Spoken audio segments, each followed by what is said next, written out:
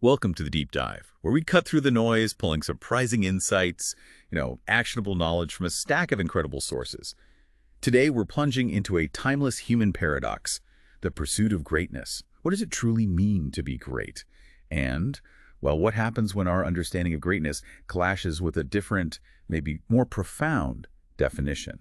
Our core material for this deep dive is a powerful sermon. It draws wisdom from various biblical texts, mostly Mark chapter 9, verses 30 through 37.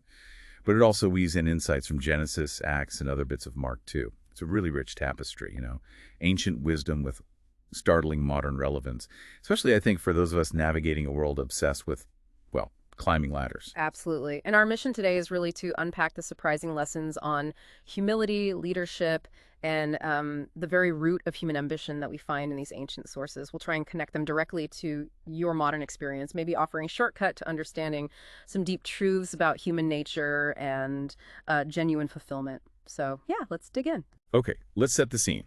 Jesus and his disciples have just left a pretty significant place, Caesarea Philippi, and they're making their way through Galilee, heading towards Capernaum. Now, Mark 9:30 tells us something quite telling. Jesus didn't want anyone to know where they were. He wanted privacy. Specifically, it seems, to focus on teaching his disciples. It's almost as if he had something really difficult but crucial to get across to them. Yeah, and that geographical detail, Caesarea Philippi, it's so rich, isn't it? Way up north, originally land of the tribe of Dan in the Old Testament. Then Herod the Great renames it, dedicated to Caesar Augustus and his son Philip. Big Roman influence there. And it's also near the Mount of Transfiguration, where Jesus was spectacularly transformed. He only took Peter, James, and John up there, and Moses and Elijah appeared. So it emphasizes this deliberate shift, this move from a huge spiritual revelation back to a private teaching moment. Right.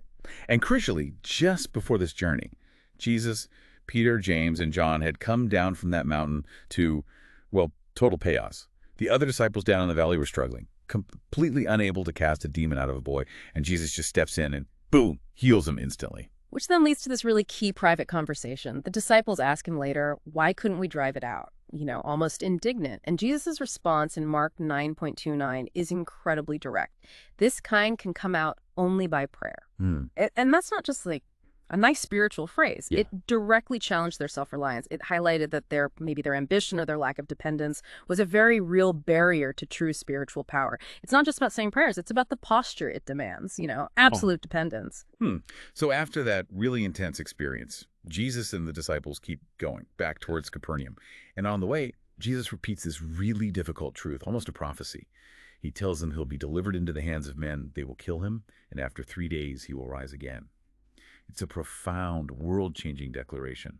But Mark 9:32 says they did not understand what he meant and were afraid to ask him about it. That silence. It's heavy. What do you think they were really grappling with there? That is such a crucial detail, isn't it? Their silence. I think it wasn't just fear of being told off, though Peter had just gotten a serious rebuke, remember. It points to something deeper, a dissonance. They just couldn't square Jesus' vision of a suffering servant with their own sort of baked-in expectations of a conquering king. It means they were wrestling with something about Jesus' destiny that just didn't fit their picture. It clashed with their own hopes. And we find out pretty quickly why that silence was so loaded. They get to Capernaum, go inside a house, and Jesus, who clearly knows what they've been up to, asks them straight out, what were you arguing about on the road? Yeah. Oof. I can just imagine the awkward silence after that question. Yeah, it's the kind of silence that speaks volumes, right? Yeah. And Mark 9:34 just spills the beans. They kept quiet because on the way they had argued about who was the greatest or, who among them was the leader. This wasn't some minor disagreement. This was about future position, about power. And it makes so much sense why they'd clam up, doesn't it? Peter, just days before, had tried to correct Jesus about his coming suffering, only to get that scathing rebuke. Get behind me, Satan. You do not have in mind the concerns of God, but merely human concerns. Ouch.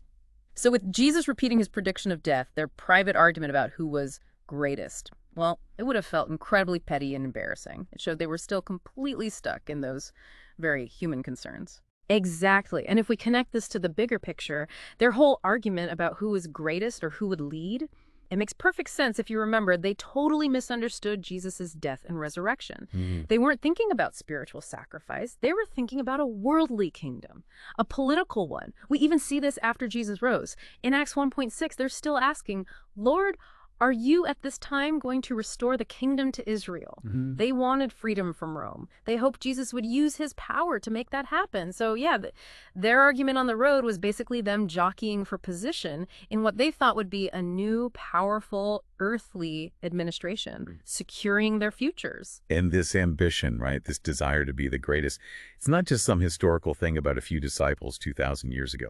It's universal. It's human. You see it everywhere, don't you? Across all ages, cultures, societies. This constant, often unconscious competition. Who's the smartest? Who's the richest? Which nation is the strongest? It just goes on and on. It's striking how this mindset, it traces right back to what theology calls original sin. If you look at Genesis chapter 3, verses 4 through 6, Satan is so subtle, he twists God's words, tempting Eve. He basically makes her believe God withheld the fruit because he didn't want her to be like God, knowing good and evil. That desire to be like God, it's the desire for the highest position, isn't it? Ultimate authority. That, in essence, is the root of sin. This desire to self-determine, to climb, to be number one. And once that desire takes root, it leads straight to comparing ourselves with others. It's almost automatic. If we think we're doing better, we get puffed up with pride. Yeah. If we feel we're falling short, we're eaten up by shame or jealousy. It's a total trap. Relentless and self-defeating. It really is. And we see it in our modern lives all the time. You know, I remember seeing this college movie years ago. The title was something like, Happiness is Not Based on Your Grades. We all watched it, nodded along. Yeah, totally. So true. But then you fast forward, maybe you become parents, and suddenly we're agonizing over our kids' report cards like their entire future depends on it. It's that same subtle pressure, isn't it? To be top, to get recognition. It just creeps back in. We tend to find our worth in praise, or we fall into envying other people's success. And it all stems from that same deep-seated human desire to be the one at the top. Okay, so if that's the trap, how do we get out? The simple answer, the Sunday school answer, is by following Jesus. Which, sounds easy enough to say, but it feels incredibly hard in practice. It often doesn't seem very attractive, does it? In a world obsessed with climbing. But here's the kicker, the real paradox. True freedom, true joy, they're found only on this path. Jesus himself is the prime example. Despite being God, fully God, he humbled himself, came to this world in human form. He entered Jerusalem not on some war horse like a conquering general, but humbly on a donkey, fulfilling prophecy. He obeyed God the Father right up to the point of death. His whole life is this ultimate upside-down example. And building on that radical example, Jesus gives this teaching in Mark 9:3-5 that just completely flips our understanding of ambition on its head. He says, anyone who wants to be first must be the very last and the servant of all. Just wow. And to really drive this point home, he doesn't just say it, he gives them this powerful visual. He takes a little child, places the child right there among the disciples, these grown men arguing about status, and then so profoundly he takes the child into his arms. It's not just a metaphor, it's this tender, deliberate demonstration of who is truly great in God's kingdom.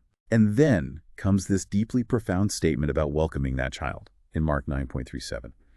Whoever welcomes one of these little children in my name welcomes me. And whoever welcomes me does not welcome me, but the one who sent me. That connection is just astounding. Welcoming the seemingly insignificant is welcoming God himself. It ties it all together so beautifully, doesn't it? True greatness isn't about asserting power or grabbing the spotlight. It comes from humbling ourselves, serving others, and welcoming those who seem insignificant or powerless in the world's eyes.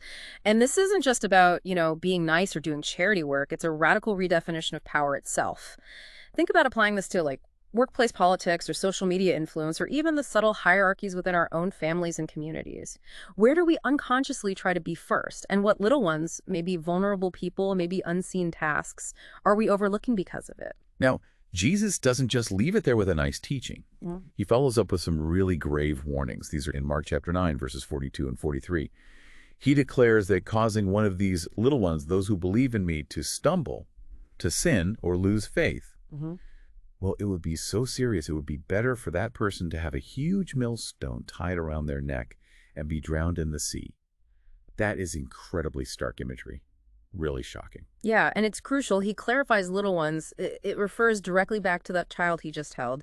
It symbolizes those who are weak in faith, vulnerable, easily influenced, easily led astray, causing them to stumble, to fall away. That's a truly serious offense in God's eyes, because it's like an attack on God's own heart for the vulnerable. And then he addresses something maybe even more shocking, visually at least. The idea of cutting off a hand or a foot or plucking out an eye if it causes you to stumble. It sounds so extreme, literally. And it's often been, well, misunderstood, hasn't it? Oh, absolutely. It's certainly not meant to be taken literally as self-mutilation, but it's this incredibly powerful metaphor for cutting out the sins in our lives, radically dealing with them. It's about ruthlessly getting rid of the idols in our hearts, whatever draws us away from God. And significantly, he mentions hell here using the specific Greek word Gehenna. That word choice is packed with meaning. So what was Gehenna? It wasn't just a generic term for hell back then. It was a real place. The Valley of Hinnom, just southwest of Jerusalem. And it had this horrifying history. It was infamous as a site of pagan idolatry, specifically child sacrifice to the idol Molech. This happened particularly during the reigns of really bad kings like Manasseh. Children, the weakest, the most vulnerable, treated as disposable, sacrifice and fire, just chilling. It shows how corrupt things had become. But then King Josiah came along and started this massive religious reformation. He gathered up all the idols from all over the kingdom, dragged them into the Valley of Hinnom, into Gehenna, and burned them. Just destroyed them. After that, the place basically became the city's garbage dump. A place where trash, carcasses, everything unclean was constantly burned. Fires always smoldering. Because of this horrifying history of idolatry, sacrifice, and then perpetual burning waste, the Jews came to associate Gehenna with the ultimate place of judgment, with hell itself. Wow. So when Jesus talks about cutting off the hand or foot that causes sin, he's essentially telling his disciples and us to get rid of the idols in our hearts with the same decisiveness that King Josiah physically destroyed the idols of his time. It's this powerful call to dismantle the idols we cherish. Maybe they look like success or reputation or control or comfort, because if we pursue those things above God, they lead to Gehenna, to destruction. Yeah, and this brings us right back full circle to the disciples' initial failure, their inability to cast out that demon. They were, as our source material puts it, full of their own plans and desires. They were chasing idols like success, power, reputation. And the really striking, maybe uncomfortable reality is that even today, we as believers often prefer these kinds of worldly pursuits, these idols, over genuine dependence on the Holy Spirit. Which then makes you reconsider Jesus' words. This kind can come out only by prayer. This means so much more than just reciting some words, doesn't it? It signifies a fundamental shift in posture. Absolutely. It means having a heart that is fully, utterly dependent on God. It means recognizing that in ourselves, we can do absolutely nothing of real spiritual significance without him. Zero. It means laying down our pride, our idols, our plans, our self-reliance, and just standing before God with empty hands, a posture of humble expectation waiting for God to work.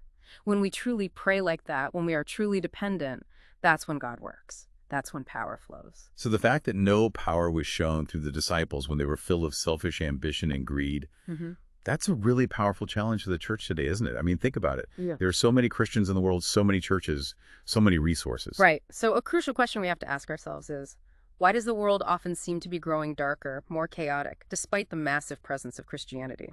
Could it be, as Jesus kind of implied with the disciples, because we, the church, have become like salt that has lost its saltiness? We've lost that transformative power that comes from genuine humility and dependence on God, not on our own strategies or status. The Lord's message, his exhortation from Mark chapter 9, is just crystal clear when you look at it this way.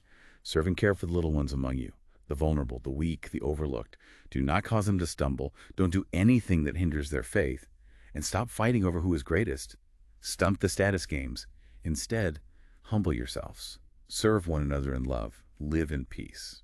And the ultimate call here, the only real answer, is to follow Jesus Christ, who himself came as a servant, who obeyed the Father right up to death on a cross, who loved us to the very end. We're called to lift up only him, to follow his word, to let his Spirit lead us, truly lead us. We need to allow ourselves, maybe even ask, to be cleansed by the fire of the Holy Spirit like Josiah, cleaning out Gehenna, to burn away every single idol in our hearts. And in doing that, maybe, just maybe, we can recover the power of the Lord for a world that desperately, desperately needs it. So as we wrap up this deep dive, just remember that true greatness, the kind Jesus talks about, the kind that lasts, it isn't found in scrambling for the top spot. It's found in choosing, deliberately choosing, to be the very last and the servant of all. It's a total paradox, but that's where real freedom, real joy, real power are actually found. And maybe a final thought for you to mull over. What idols, things that promise you value or security, may be disguised as healthy ambition or financial security or even self-worth, what idols might you be unknowingly chasing in your own life? What would it truly mean for you to cut them off, to metaphorically cast them into Gehenna, to get rid of their influence? And what would it look like instead to actively welcome the least, the little ones in your world, whoever they might be for you? And in doing that, realize you're welcoming God himself. Thank you so much for joining us on this deep dive into what it truly means to be great. We really encourage you to keep exploring these profound ideas in your own life, seeking out that true, maybe unexpected path to power and peace.